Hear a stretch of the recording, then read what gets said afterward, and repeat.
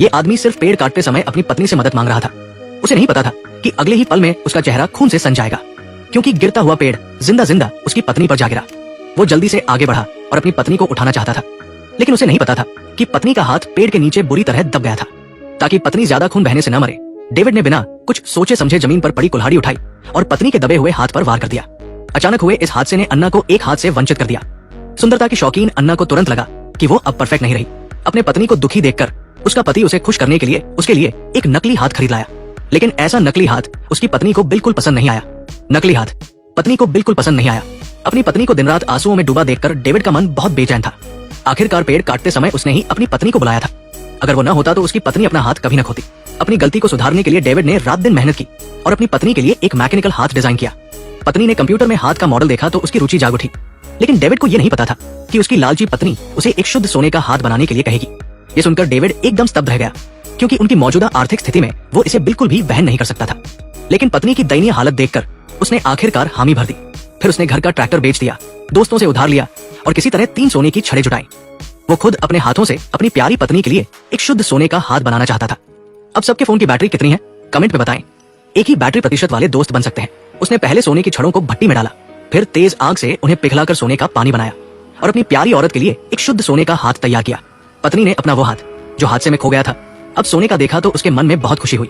उसका पूरा व्यक्तित्व चमक उठा, मानो वो एकदम 18 साल की हो गई हो।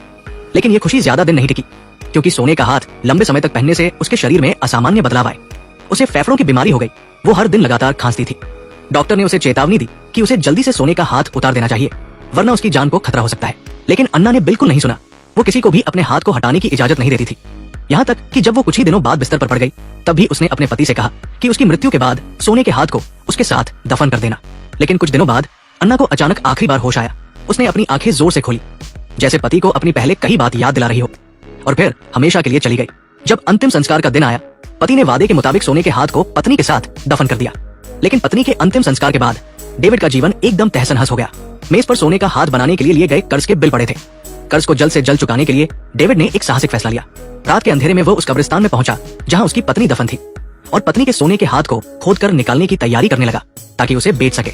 लेकिन उसे नहीं पता था कि जैसे ही उसने पत्नी का सोना हाथ निकाला, अजीब घटनाएं शुरू हो गई। जब डेविड सोने के हाथ को पाकर खुश हो रहा था, तभी घर के बाहर अचानक तेज हवाएं चलने लगी। क्या ये उसकी पत्नी थी जो उसे ढूंढने घर आ गई थी? डर के मारे वो जल्दी से बाहर हालात देखने गया, लेकिन उसे कुछ भी असामान्य नहीं दिखा। हालांकि जैसे ही उसने राहत की सांस ली, घर अचानक जोर जोर से हिलने लगा।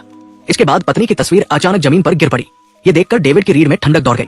फिर भी जब वो पत्नी का फ्रेम उठाने गया तो पत्नी की आंखें अचानक उसकी ओर देखने लगी और तस्वीर का दृश्य अचानक बदल गया। ये देखकर डेविड को लगा कि कुछ बहुत गलत होने वाला है और वो भागने लगा। लेकिन तभी दरवाजा जोर से खुला और एक आकृति धीरे धीरे अंदर आई। डेविड जल्दी से अपने कमरे में भागा और बिस्तर पर चढ़ गया। जैसा कि उसे डर था, जैसे जैसे वो आकृति पास आई, उसे अपनी पत्नी की आवाज सुनाई दी, जो बार बार पूछ रही थी कि उसका सोने का हाथ कहाँ गया। डर से कांपते हुए डेविड कुछ सोच नहीं पा रहा था। उसने अपने सिर को कंबल से ढक लिया, लेकिन अगले ही पल पत्नी ने दरवाजा खोल दिया और उससे सोने का हाथ मांगने लगी। मजबूरन डेविड को वो हाथ लौटाना पड़ा और अगले ही पल सब कुछ सामान्य हो गया।